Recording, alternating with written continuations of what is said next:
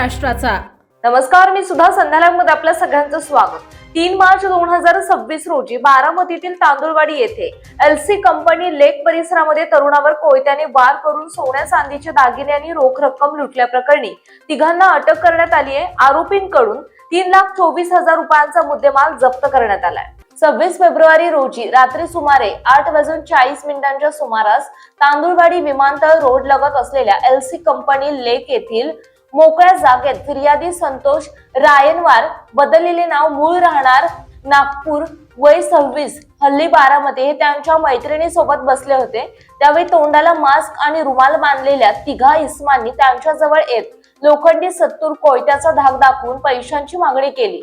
विरोध केल्यावर एका आरोपीने फिर्यादीच्या डाव्या पायावर वार करून जखमी केले। त्यानंतर आरोपींनी सोन्याची सुमारे 21 ग्रॅम वजनाची चेन किंमत 3 लाख रुपये, चांदीची अंगठी 5,000 रुपये, चांदीची चेन 15,000 रुपये, आणखी एक चांदीची अंगठी 2,000 रुपये आणि 2,000 रुपये रोख असा एकूण 3,24,000 रुपयांचा मुद्देमाल जबरदस्तीने काढून घेतला आणि परत इकडे यायचं नाही अशी धमकी देत तेथून पसार झाले। या प्रकरणी बारामती तालुका पोलीस ठाण्यात BNS कलम 309-635 अन्वये दाखल करण्यात आला आहे।